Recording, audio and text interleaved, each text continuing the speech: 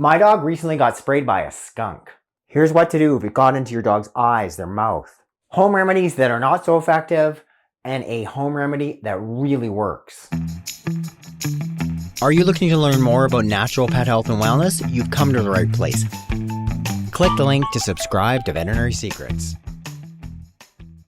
Currently, where I live, there are a lot of skunks. In fact, the skunk population, it has skyrocketed. Throughout North America, more and more people, they're having interactions with their dogs or skunks. Doesn't always go so well. And it's much more than just that skunky smell. When skunks spray, they're secreting things called thiols, thioacetates. And those ingredients produce this strong, really pungent, overwhelming odor. It's a very yellow, oily liquid. Thiols, they're the things that produce that initial strong smell. The other part of this skunk spray includes things called thioacetates. And when those are exposed to water, they get turned into thiols, producing further that strong smell. So that can be the case sometimes where we have a dog that's been sprayed by a skunk. He or she's been treated for that skunk spray. But then weeks later, your dog gets wet. You still smell skunk.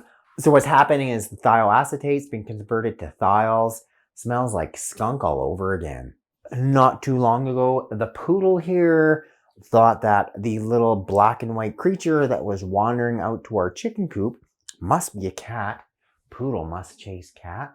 So you did. She ran after the black and white cat. The cat just happened to lift up her tail and gave you a big squirt.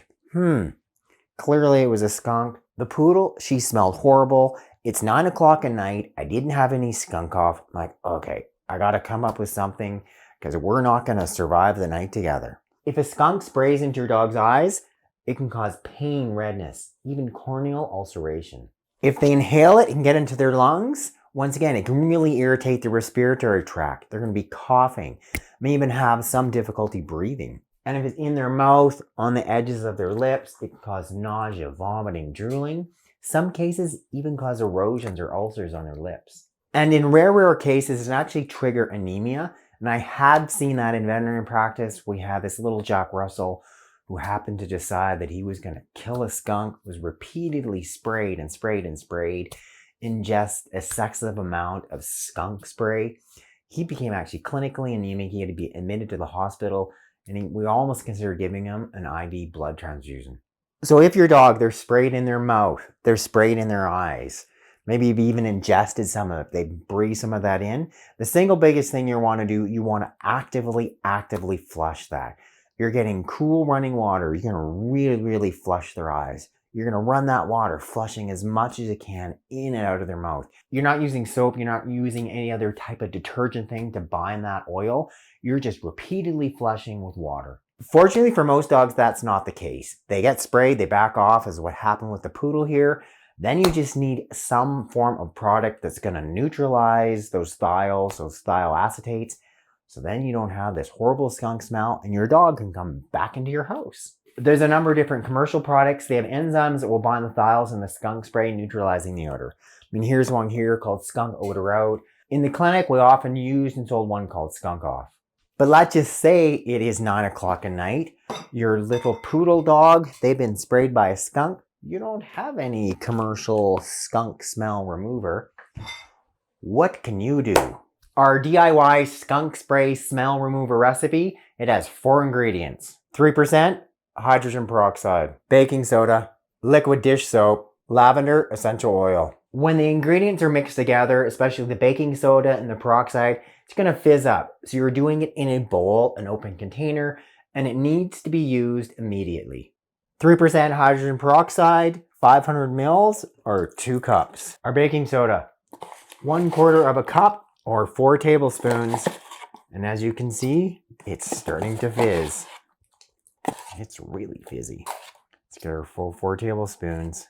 Our liquid dish soap, 2 teaspoons. Now we're ready. Our lavender essential oil, 20 drops. That's about 20. Mix it thoroughly so you're ensuring that the baking soda is fully dissolved with that peroxide, along with our dish soap and our lavender oil. Now we're good to go. Get yourself some gloves so you don't smell too skunky. Wear clothing that you don't really want, or something that you can throw in the laundry. not your little scrub for YouTube videos. Then fully lather your dog with this peroxide mixture, just ensuring you're not getting it in your dog's eyes. You want to really work it in, especially using your gloved hands.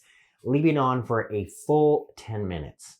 After 10 minutes, you can fully rinse it off, and then shampoo your dog again with a dog-appropriate shampoo, such as Dr. Jones' Complete 5-in-1 Pet Wash. To be fully transparent here, Tula got sprayed. It's 9 o'clock at night. I didn't have skunk off or anything else commercially, so this is what I made. I mixed it up, I fully lathered her, and I was surprised just how well it worked. If your dog gets sprayed by a skunk, consider our DIY anti-skunk smell recipe. She smells so good now. You smell great. Now she'll be kissed. Oh, good girl.